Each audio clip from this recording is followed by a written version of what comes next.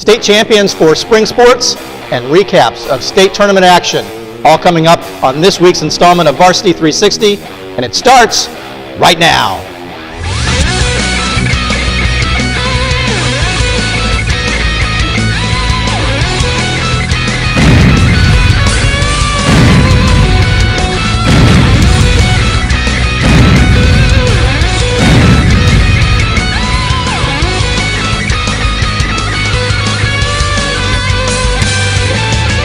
Hi there everyone, I'm Mark Coleman from the Virginia Varsity Sports Network, and this is Varsity 360, a weekly look at the top stories in Fredericksburg area high school sports.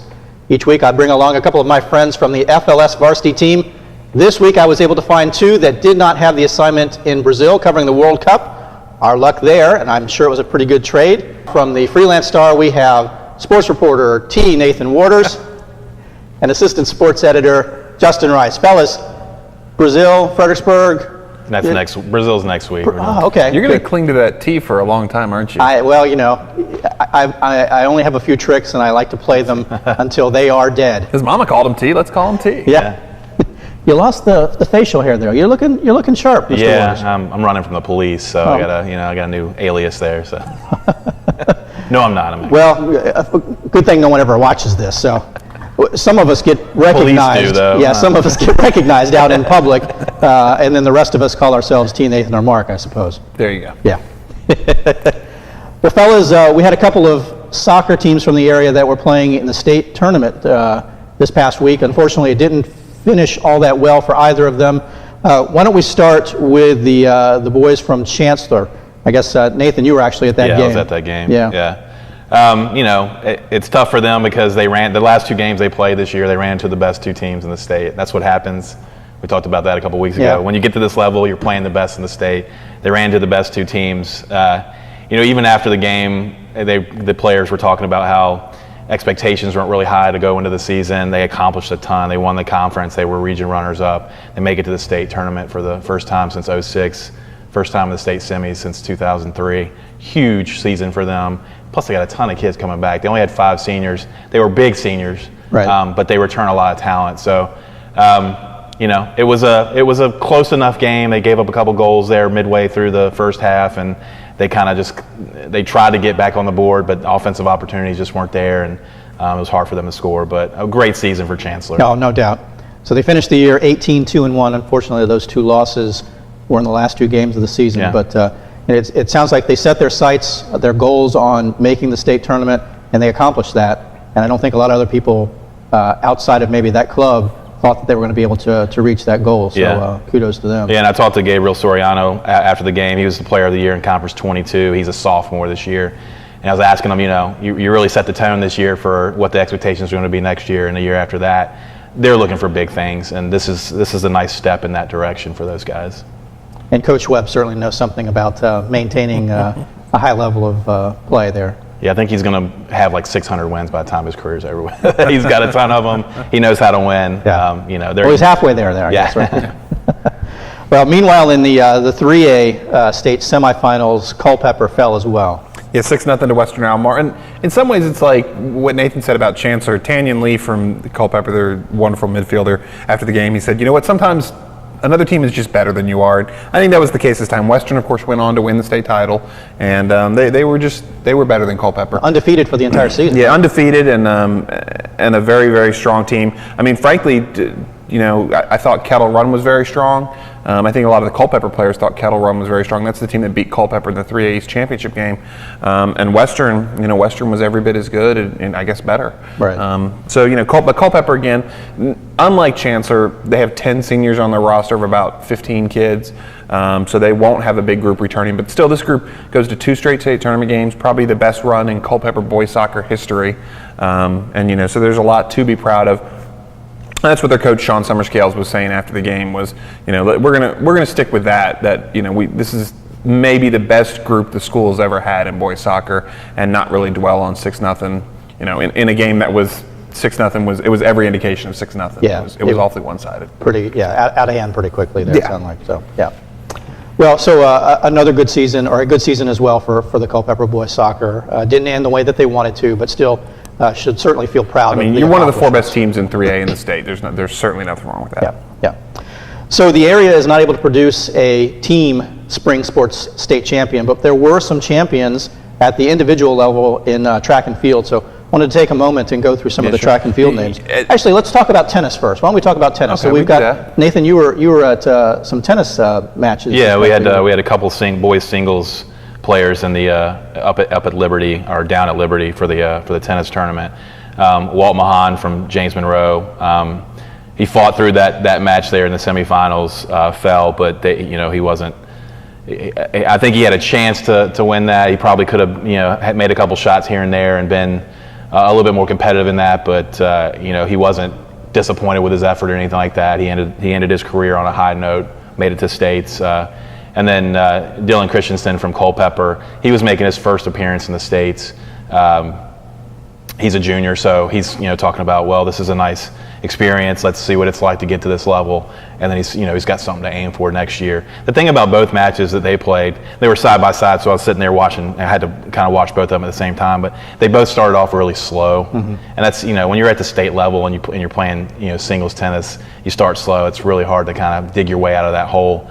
Mahan really did a good job of evening things up and getting back in it. Yeah, won the second set. Yeah, and Christensen, he just, I think the other guy was just way too good.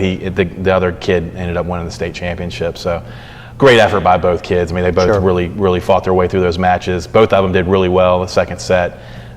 Third set for Mahan was a close one, but the kid ended up taking it there in the third. So like I said, good showing. Just a couple inches here and there. Maybe Mahan would have gotten through there. Again, just like Culpeper boys soccer, you're in the Final Four in the state. You're one of 4 of thousands of kids to be at that level. So there's certainly no shame in that. Absolutely not. I was talking to Mahan's coach afterwards. He said that between singles and doubles, he had in excess of, I think it was 110 wins in his career. JM has been very, very solid. George Christopheradis is their coach, and they've been very solid for a couple of years now. They had a nice run. It'll be interesting to see now next year. They've done a good job of replacing that number 1 with another solid kid. He's excited about next year. I will say that. So look for another James Monroe player to be up there at that level, because they've got some young ones that are ready to go and get to that level. So awesome, excellent. Well, let's talk about track and field now. Now let's talk about track. I was going to say, Mark, the track and field, 2 weeks ago, the region meets, and we're compiling times, and I'm looking, and I was a little discouraged by the track and field. I didn't think a lot of the local kids had particularly strong region meets, and my bar was sort of set kind of low going to the state tournament week or the state meet week, which was, of course, not this past weekend, but the previous weekend. We had last week off. Yep. Thank you, Mark. My pleasure. Bye week. But yeah, how about that? How about the track and field results? Yeah, pretty impressive. So in 6A particularly, we've seen this, I guess, for a couple of years now, both in the winter and the spring events. The contest in the girls' high jump side, Amaya Carey was able to get the victory from Stafford in the high jump this for 6A 2 weeks ago now, I guess, edging out Crystal Jones, who did finish second. So Amaya cleared 5.7. Crystal cleared 5.6. They've been back and forth at the 6A North, 6A South, and then at the state level, they just volley back and forth in terms of who's winning. So, well, I'm sure that's a fun rivalry. The 2 best high jumpers there in the same county. Their schools are a couple miles apart, and it's been, I know the state tournament in the winter was really close, and Crystal won the state title then. Right. And now for Amaya to come out, Crystal Jones, who we love, and she's a fabulous athlete. I'm sure Amaya Carey's happy to have her chance to be a state champion as well. Yeah, absolutely. So those were the state champions. Actually, the only state champion in the area, Amaya Carey in the 6A from Stafford. In 5A, here's another name that we've heard a lot of, Michaela Morton from Mountain View. She won the 100 and the 200 meters. So she's she was our indoor runner of the year, probably in the mix to be our outdoor runner of the year. And I think it's clear if you follow our top times, if you follow the results, Michaela Morton is the best female sprinter in the area this year. It's hands down. I don't think it's close. I don't think there's anybody with an argument that says, well, no, Michaela Morton is the best girl sprinter in the area this year. Definitely. She's closed out a wonderful career. Absolutely a wonderful career. Talk about best in the area. Shot put, there's only one name that comes to mind for me. Yeah. He goes to Brook Point, Joe Klein. And the he gets a second in the discus as well, yes. and he wins another state title in the shot. And Joe's an impressive guy to be next to. He's 6'6", 6'8". He's a big boy, and he can certainly wing the shot put, I think, as he's shown this year. All area in the winter, probably a good bet to be all area here this spring as well. Don't give too much of the secrets away. I said probably a good bet. Okay. I did not say a certainty. I know how to decipher his code. Also in the 5A, from North Stafford, Delquan Campbell won the 300-meter hurdle, so congratulations there. Yeah, and I think North as a team had a good meet. Delquan and Nakim Moore, both those guys really came on and had nice, strong years, I think, for them. Yeah. Excellent. Stepping down to 4A now, here's a name that really stood out a couple of weeks ago, had an outstanding Conference 20 meet. At the 4A state meet, Asian Pankey won the boys high jump, clearing 6'4". Quite an athlete there. And not just that, he was hurt. He got hurt at the region meet and bounces back. Yeah. And comes back to win that. And then you also had Stephanie Cheeks wins the high jump for Chancellor. Yeah. So that it's 2 jump. We were pretty solid jumpers this year, I think. 6, 4, I think all around 3. Yeah. So speaking of 3, from James Monroe, Charnay Brown won the girls triple jump and was also part of the 400 relay team that won first place. Absolutely, JM and Matt Chavers from Culpeper wins the discus. Yeah. That's a good 3A meet. And again, all around, top to bottom, just an outstanding, a great bounce back from the region meets. And I had coaches up here taking all area pictures and talking about the region meet and what it was, and just a great bounce back week, I think. And to do it the most important Friday and Saturday of the entire season, they come back and do it that week. And it works out good. Excellent. Well, a pretty impressive accomplishment, really a recognition for an area high school football coach that was announced this past week. Yeah, Rich Survey going into the Virginia High School Hall of Fame, well deserved. 28 years at the school, 4 state titles, 222 wins. Of course, they've been in the championship game the last 3 years. They're going to win a 5th one at some point. I think they got a real strong team coming back this upcoming year. Yeah. And for Coach Survey, I think that's maybe even recognition overdue for a guy who's had a big impact on a lot of Fredericksburg area students and so on. And joins a pretty elite class, I think, from the area. Bill Brown at Colonial Forge is a Hall of Famer. Of course, Ken Brown from Cortland and Spotsylvania and Brook Point, he's a Hall of Famer. And I think Survey is definitely belongs in that class and is well-deserved honor for him. Yeah, absolutely. Nathan and I were talking about it during the break. We would have guessed that he was already in the Hall of Fame, actually. That's how almost a shoe-in that we I was think surprised. This is. I was like, oh, is that news? Because I thought he was already in it. I thought he was in it for like 10 years. The guy's done so much at James Monroe that I think this is long overdue. I think certainly, especially when you talk about 3rd and 4th state championships, I think it was certainly this is going to happen. It was just going to be a matter of time, and here you go. And I know Rich is really excited about it, I'm sure. And so congratulations to him and JM and for the whole JM family and what they accomplished and so on.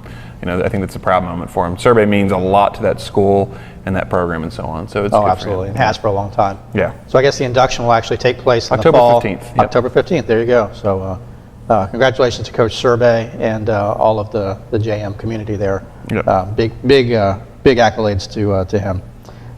We've got an area high school football player that's picked up some more college offers, Nathan. Yeah, they're piling up for Josh Ball there at Stafford, offensive lineman. He's got NC State and Duke this week to add to a pile. I can't even count how many he's got now, but they'll keep coming. He's only a sophomore now, rising junior for next year. So another big name to continue to follow as the recruiting heats up for him. As it heats up, I think as we speak, he's at West Virginia, so that offer might be coming pretty soon as well. Josh Ball walks into the room and he's going to get football offers. The kid looks like a college football player for sure. And apparently looks like a big-time Division I football player or BCS division, whatever they call it these days. But you know what I mean. It'll be different next week. Yeah, but, you can call he's it. getting. I mean, those are serious schools that are showing interest in him. Yeah.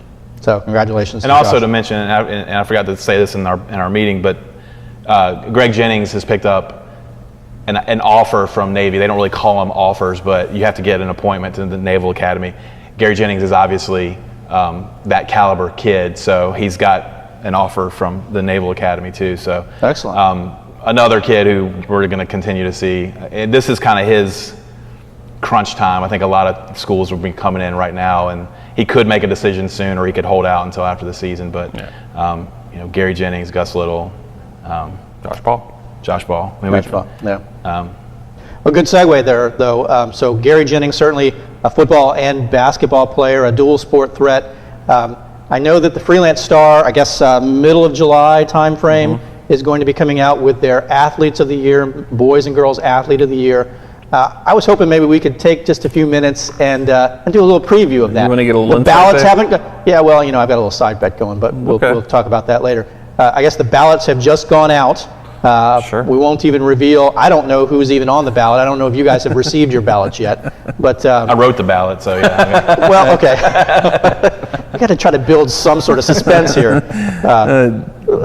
You want to start boys or girls? Which would you prefer? I think we talk about the boys first. Okay. We're talking about Gary Jennings. He's certainly going to be on that list. Who else do? Gary Jennings, shoe in for consideration, as is Damon Daniel, his teammate there on the football and basketball team there at Colonial Forge. Both of them very instrumental. Both of them played quarterback for the football team. Damon, he scored the game-winning points in the state championship game. So super unselfish there at the end of the season, where he kind of ceded part of those quarterback duties to Gary, as they kind of shared that role there at the end. Both of them will surely be considered for Athlete of the Year. Somebody who was right on the cusp of being our Player of the Year for football, Joey Sly. He was one of those that were in that log jam right there. Yeah. We were all voting for different guys for Player of the Year for football. He was somebody who was in deep consideration for that. He's going to be in consideration for. Let's go pound for pound. Jordy Estes from King George. He's got to make that list. Oh yeah, he will definitely make that list. He was great in baseball, great in football, but he's the guy who really overcame his small stature. Yeah. And I think that's something that he's very proud of. The hardest hit I saw all year was Jordy Estes. Oh, really? Yeah, Jordy Estes, absolutely. I want to say it was against James Monroe over at Maury. The best hit, the hardest crowd going, ooh, Jordy Estes, all of, 5'4", 5'5".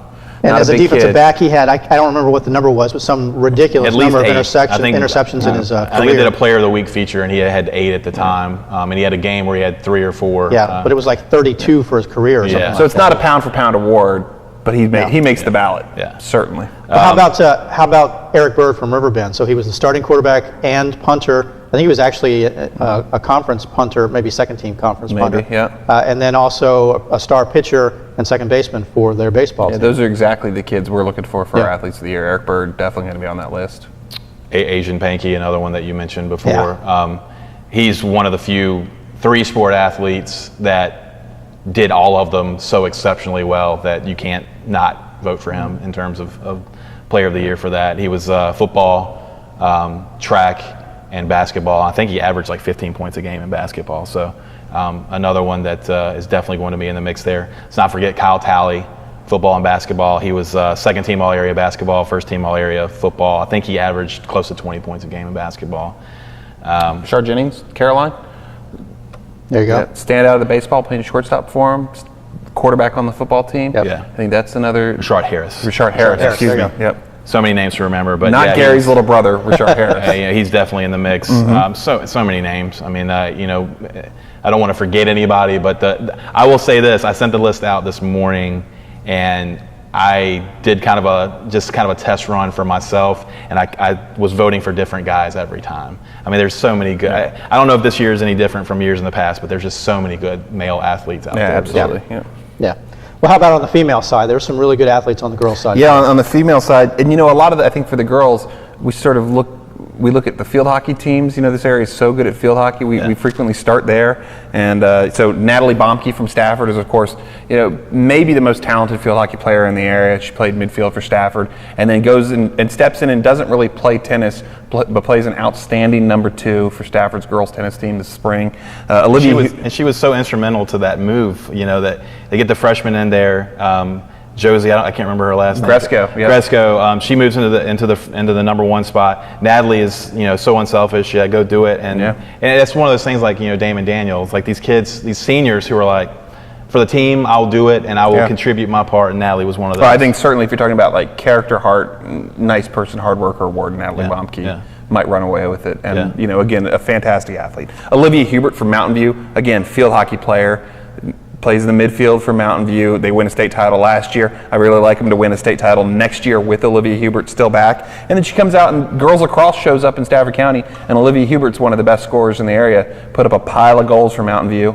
And and it's just where athleticism translates, and I think that's what Athlete of the Year is what it's all about. Yeah. Is those girls or guys that they play multiple sports, they can jump around, they play multiple positions, they stand out in whatever sport they play, and those are the girls and guys we look for when we talk about our Athlete of the Year. Rachel Payne from Brook Point, field hockey standout. And then as well, one of the best defensive shortstops you'll see all year. Played basketball. She may have been an all-conference performer for the girls basketball team. That's 3 sports for Rachel, and solid. Naomi Serrano from Colonial Forge. Colleen Beaver from Massaponax. All-area volleyball type. Mm-hmm. Pretty good swimmer. She's going to make that list. Mary Beth McBroom plays field hockey for Cortland in the fall and does it just as an athlete, where she's really fast and they get her in the open field and she can run by people. And then she's an excellent soccer player. She was our soccer player of the year last year. So just like boys, we've got a good crop of girls. Rachel Riley, that's another good call. All-American for lacrosse and also really standout field hockey. Standout young, and she's a young player too. Stafford County. Yeah, we're going to see her. We're going to see her for a while. Yeah. Yeah, so it'll be it's a fun debate that we have internally, and then a vote, and then then we put out not just our with our all area athletes and the individual teams, we put out this is our player of the year. We have a little more fun with the athlete of the year. We'll name a top 5 and sort of honor a bunch of these kids and all those. And it's a qualitative type of award, right? So you're not comparing statistics. So you can't really do that when you're talking across sports. It's just it's in the eye of the beholder, or beholders, as the case may be. How many people vote on it? You want to share that number? I think it's most of the sports staff. It's about 7 people who are going to get votes in on it. Okay. And and we're looking for, as I said, one of 2 types of kids. Either the kid that plays something every single season and is really good at all of them, really, really good at one and pretty good at 2 others, or, when we'll send out the ballot, you'll see it's the Shay Shagag candidate, where Shay, of course, was the girls basketball standout for Brook Point, the best girls basketball player the area's ever had, where you are so very good at one sport that you make our list, Yeah. And so you'll see that in our ballot. If you were privy to our secret ballot, you would see the Shay Shagag of field hockey. And I'm not privy, so send me emails, whatever. But I have nothing to do with it. So that even Shay Shagag lives on through our balloting process for Athlete of the Year. Her name is still invoked. Yeah. But she doesn't actually still get votes, though, does she? She was that good. Also receiving votes. She's in that permanent. Also receiving votes. Yeah. Excellent. Well, excited, anxious to see who is going to end up receiving those accolades. But it's certainly, congratulations to all of the names that were just mentioned for even being considered for such an award. I think that there's a lot of pride that should be taken just being mentioned in that consideration. Sure. So, well, that's going to do it for this week's installment. Certainly appreciate the time from my good friends from FLS Varsity, Justin and Nathan. Fellas, it's always a lot of fun. We'll be back. We'll take another little break and be back maybe in a couple of weeks to talk about the Athlete of the Year, recap the season. Yeah. And I haven't spoken with you guys about this yet, but we may be doing some football preview during the summer. I think there'd be probably some time to talk about football. Time for some football? Okay, good. It's never too early for football. Is it football time? Is it football time? We can have our fantasy draft and do, maybe have some nice chicken, whatever we feel like. Yeah, it'll be great. It'll be great. Well, for the Virginia Varsity Sports Network, I'm Mark Coleman. Thanks for watching, everyone.